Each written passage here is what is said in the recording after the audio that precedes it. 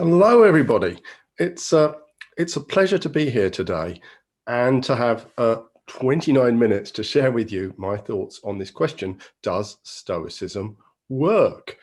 So if you go to the Modern Stoicism website, you'll see a little thing there, research. And if you're interested in what I say today, you can click on that and find out loads of reports we've been writing over the years. So today, there's three parts to the talk. And the first part is going to be the story so far. So 8 years of research, what have we got to show from it? There's quite a lot of information there, so I won't be reading out everything on the screen. I'll be just kind of giving you the headlines. Then, right up to date, 5 research initiatives you might not know about.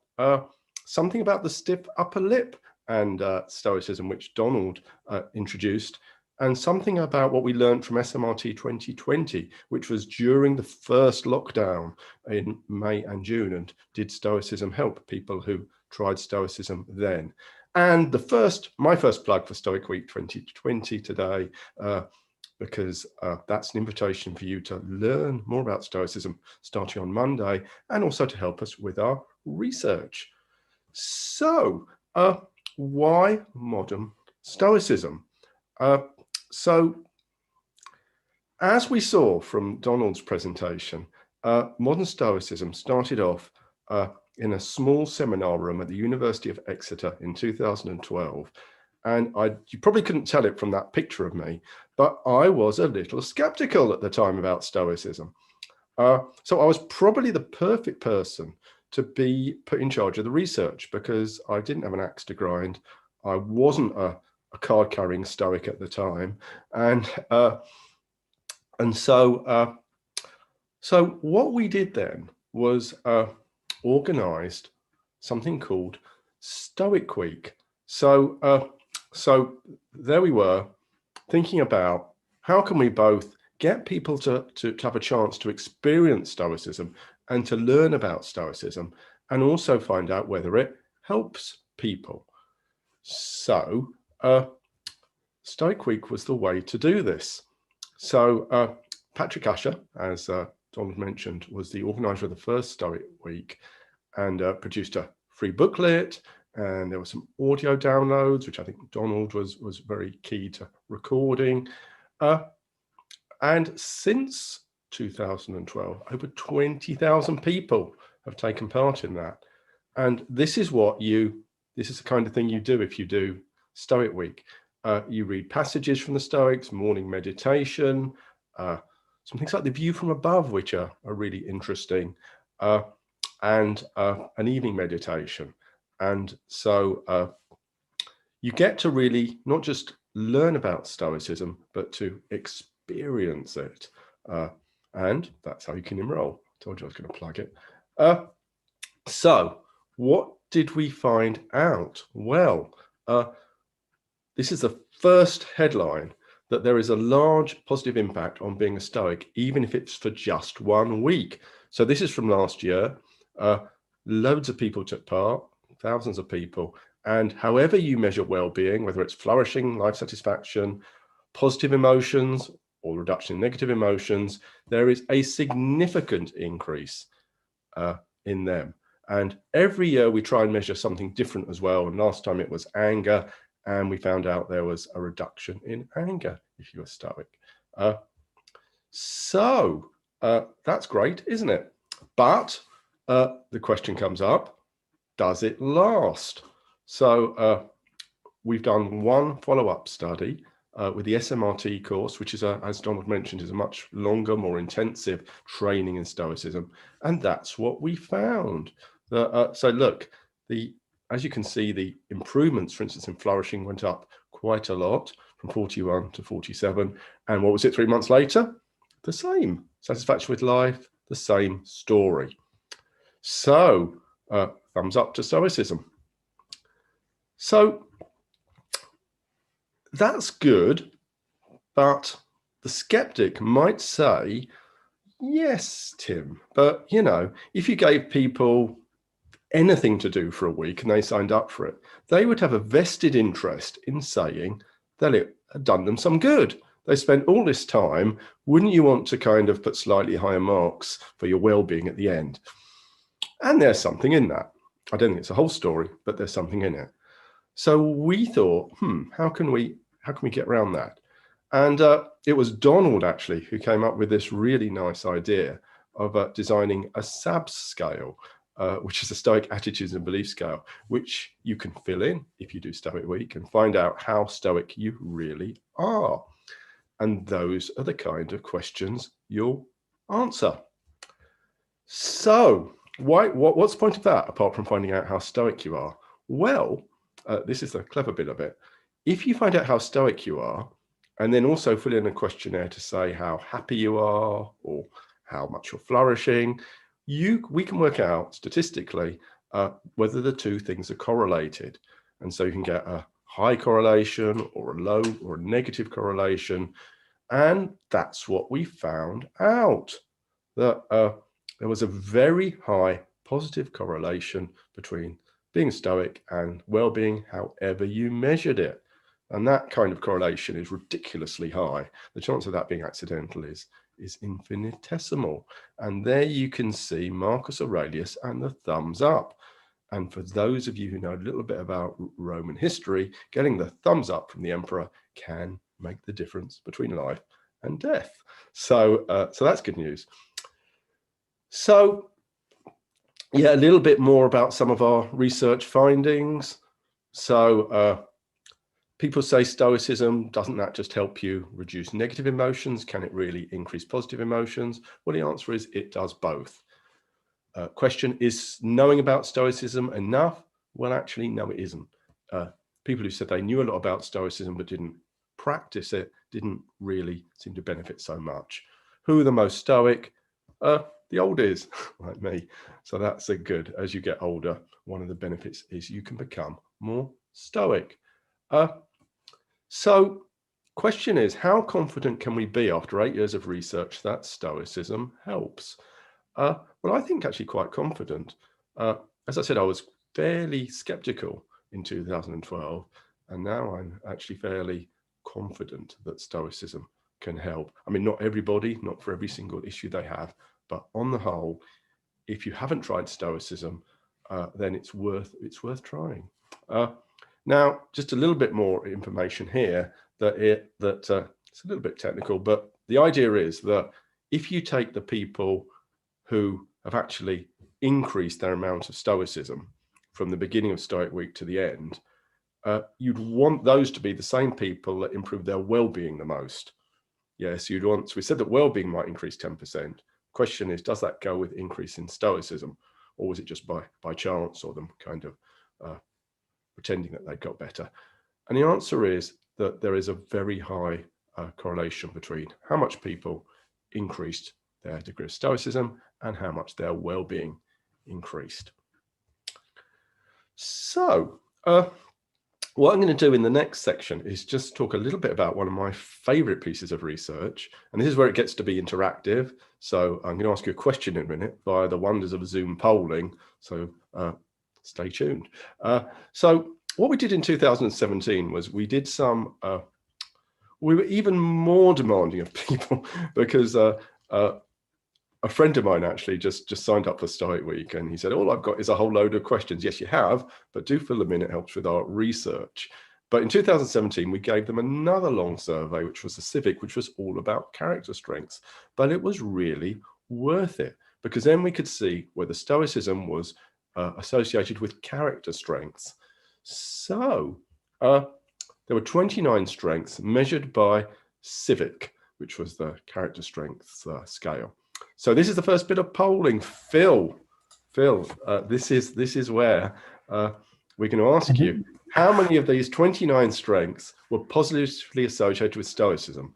Was it none, less than 10, between 10 and 20, between 20 and 28, or all of them, all 29? So just interested, just your honest answer. You can see the strengths there. If I move this a little bit, you can see all of the strengths. How many of them are associated with Stoicism positively? So let's just give you a few more seconds Yeah, Tim, it's spinning up. We have 886 people on the call, and we've already got 300, almost 400 of them have voted already. Okay. So should we give them another 10 seconds? It's spinning. I mean, so they're answering. They're trying to get to you. We'll give them another 10 seconds. Are you telling us that we've broken Zoom? We haven't broken it, but we are using it pretty hard. Okay. So we're at 500 answers. Tell me when you... Seems like they want to do. Perhaps if we kind of call it a halt there, because that's going to give us a good sample. And then if we can share, can you share us the results, Phil? Absolutely. Right. Well, let's have a look. So 4 people said none. Okay, that's interesting for people who are attending. Were you forced to attend this? The people that said that. These people. So the answer actually was all of them. So that's a bit of a surprise. Even some of those things that you might think the dour Stoic wouldn't have were actually strengths. So that's at the start of the Stoic week. The people who were more hopeful, for instance, were also more stoic. So thank you for that, Phil. If we close that, and we've got another question, another interesting question here, which is, that's it. Which strength is most associated with Stoicism? So we haven't got a poll for that, but just answer out loud or in the Q&A if you like. You might know this because it's my favorite finding to share. So, out of those where people have said things like self-control or fairness or, I don't know, maybe propriety, persistence, bravery, none of those is the correct answer. So if you decided which one is your answer, the answer is zest. Who'd have thunk it? It's not Eeyore, who's the archetypal Stoic. It's zest. And you'll probably notice that a lot of the presenters today will be quite zestful. So, but seriously, that's the correlation between the character trait and Stoicism. And look, it's pretty high for the others like gratitude, persistence, bravery, emotional awareness, etc. But zest was the highest. Amazing. So that's why I love doing this research. We find out stuff that we'd never have guessed the answers to. Okay, which of the 29 strengths increased the most during Stoic week? So again, there's no poll about this, but I'll give you a few seconds just to think about your own answer. So this is about, people were Stoic for a week and then they did the civic again. Which strength increased the most? And the answer is, you'll never believe this, zest. Amazing. 12%. By doing Stoic week, you become 12% more like Tigger, but also 10% more hopeful. Nearly 8% increase in meaning. So the connection between doing Stoicism and having those character strengths is high. Even humor. Okay, so there ends the first part of the presentation. And this is where I get you up to date with what's been going on this year and what's still ongoing. And I'm not going to read them all out, but this is what we're going to cover. So Donald already mentioned this. Donald comes up with lots of good ideas, and this was one of his good ideas. I think Donald was fed up with journalists and others just saying that Stoicism is all about the stiff upper lip.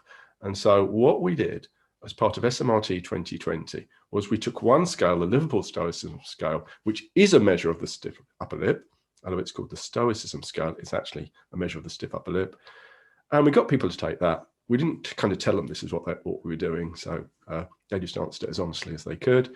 And we got them to do the SABs. So we got to know how Stoic they were. So here's the next question, Phil. Let's see if we can get that wheel spinning again. So the question is, what do you think was the relationship between the stiff upper lip version of Stoicism, the stiff upper lip, and Stoicism proper? And those are your 4 questions. 4 possibilities. A large positive association. So that says Stoicism is all about the stiff upper lip. A small positive association. So yeah, Stoics are a bit more stiff upper lippy. Neutral, so the kind of no connection at all, or a bit of a negative association. So the more Stoic you are, actually, the less likely you are to have the stiff upper lip. So how are we doing with numbers, Phil? Yep, so we're 30 seconds in. We have 400 of our 800 folks, but they're voting fast and furious. Well done, everyone. Yeah, should we give another 10 seconds? Yep, we'll do that. It's 500 here now that voted, and 550. Because it's possible that some people have just gone off to make a cup of tea and they're not going to vote. So that's exactly right. If we're waiting for everyone, we might have to make here sure we go. didn't have the stiff upper lip. So what's the answers? And results really interesting. That is interesting. So again, the 8% said a large positive association. That's kind of like the myth. But yeah, I asked some experts, and we didn't know which it would be of the others. We knew it wouldn't be a large positive association, but we thought maybe it would be neutral, maybe it'd be a small positive association. Actually, it was a negative association, quite a small one. But that's partly because the Liverpool scale has some bits of real Stoicism as well as stiff upper lip Stoicism. But even that, it was a negative association. So we have debunked that myth, I hope. Stoicism and the stiff upper lip have nothing to do with each other. End of story, we hope. Okay, so thank you, Phil, for doing that as well. So those are the two key findings. There was actually a negative correlation at the start of the Stoic training. And also interestingly, what happens when people do the month's training? Do they become more or less kind of, so by stiff upper lip, we mean things like repressing emotions and not doing anything about it when things go wrong. And actually it went down slightly after learning about Stoicism. So conclusion, Stoicism makes people happy, and it's nothing to do with the stiff upper lip.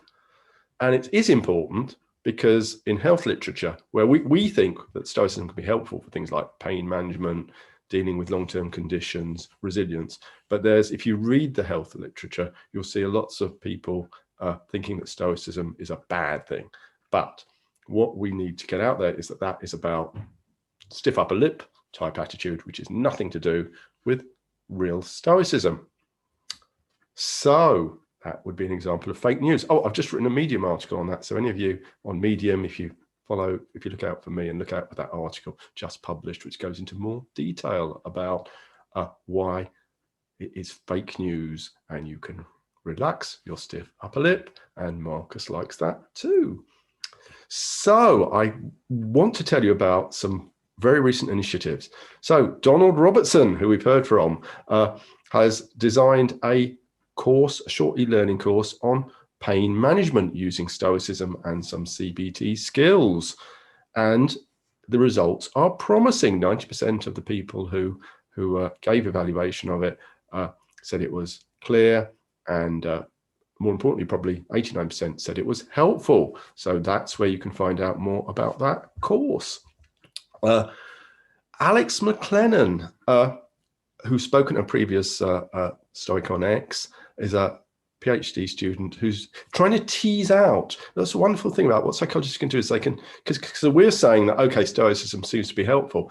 Alex is kind of tease out, why is it helpful? And he's doing research on Stoicism and rumination and what's called executive function. And so he's giving people to do a whole load of Stoic exercises and then giving them lots of questionnaires and finding out in other ways about whether it affects their rumination and self-efficacy. And so far, the results are promising, and that research is still ongoing.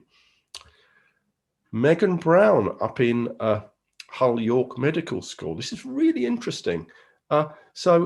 She and others have detected a problem with medical students, which is that they tend to burn out. And that means that they kind of tend not to display empathy. You can get the picture, that if I'm empathic with this patient, it's going to be really horrible for me. I'm going to burn out.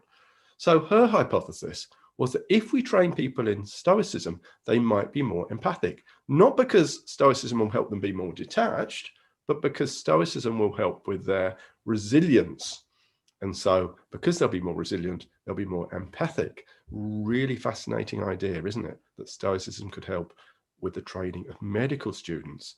So again, the research is ongoing, but the provisional analysis suggests that the training does indeed increase both empathy and resilience.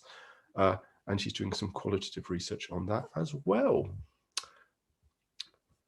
My beloved SAB scale. So for for researchers to take us even more seriously than they might otherwise, we need the scale to be validated, to go through a whole load of psychometric hoops. And we're delighted that Raymond Di Giuseppe, who's a well-known psychologist from New York, is helping us with that. And again, that is ongoing, and we'll get some subscales for the SABs as well when that is finished. And last but absolutely not least, Eve Riches, in association with the London Stoics and Modern Stoicism, is doing something very exciting, this has already started. The first one was last Saturday. It's a monthly Stoic group, which is done online via Zoom, I think, which is a bit like Stoic Week, but much longer and obviously much more detailed and more interactive, because they're kind of like like being in a class about Stoicism, and it's a very practical thing. So I was talking to Eve about this when she was proposing it, and I said, could we do some research on it? And so that's what we're going to do. So all these people have done their measures now. They're going to do it at the end in 9 months' time when it's finished. And there's also going to be some qualitative feedback, some interviews with them to see what they found helpful and less helpful. And that could, if it's successful, be a kind of framework for other groups across the globe. So I can't wait to see what happens with that. So, can Stoicism help in a pandemic? A very important question. Gosh, we need all the help we can in these very challenging times. Could Stoicism help? From what John said about Stoicism, could it help? Where you're focusing on virtue, on what you can control, on being a good person? Well, maybe the pandemic actually offers you more of an opportunity for that rather than less. And again, that's some of the themes we'll be continuing with in Stoic Week. So during the first lockdown in May and June, Donald and I ran an SMRT course. Loads of people took part, 2,500. Lots of people stayed to the end, 38%. That's a huge number of people completing the questionnaires at the end. And what did we find? Even though it was lockdown, even though that was the time when there's lots of stuff you couldn't do, 10% increase in flourishing, 14% in satisfaction with life. Positive emotions in lockdown went up over 10%. Wow. And it coincided with people becoming more stoic, 11%. Oh, and we also sneakily pull in a resilience check to see whether the course in Stoic mindfulness and resilience actually did improve resilience. And thank goodness it did. And so we can say that actually Stoicism might be a really good philosophy or kind of exercises to do during a pandemic. So, Stoic Week. So it starts on Monday. And last year, the theme was care for ourselves, others, and the world. And every year we have this discussion about, should we change the materials? Some people want us to do something completely different. Or should we kind of expect just a new bunch of people to be Stoic Week each year? And there are pros and cons of each. So what we thought we'd do in 2020 would be to keep the same theme of care for ourselves, others, and our world, but to include lots of examples relating to COVID and situations that we face now. So I hope that for those of you who take part, that will be very relevant. That's what we do in Stoic Week. So each day a different theme: Monday progress, Tuesday happiness, Wednesday virtue, Thursday community, Friday emotion, Saturday resilience, and Sunday nature in the Stoic sense. So I hope you'll see that ties in with John's talk about how the whole of Stoicism is linked. And although people, particularly CBT therapists like myself, get very kind of tuned into the emotions part of it, actually other parts of Stoicism are really important too. So, we've done our tour of Stoicism in even less than the 29 minutes that was allowed. So that will actually give you a couple of minutes for a little cup of tea before you hear the next talk, which I think is from Andy, if I'm right. So just before I finish, I hope it's been interesting. If you're interested in contacting me, that's my email, stoic@timlebon.com, website www.timlebon.com. Particularly if you're interested in connecting with me about the research, then do drop me an email. And yeah, I hope Stoic Week. Yeah, actually, I thought I'd kind of do a kind of plug for Stoicism, where I'd say, hey, we've got 2,000 now, a bit of a Bob Geldof, can we get up to 3,000? So when I looked before, it was 2,917 people had enrolled for Stoic Week. So maybe by the end of today, when Donald comes on, we'll see if we can get it up to 4,000. Let's go for 4,000 in Stoic Week as a target. Okay, so it's been a pleasure sharing these thoughts about Stoicism and the research with you today. And I hope you have a very good Stoicon. And it's bye from me.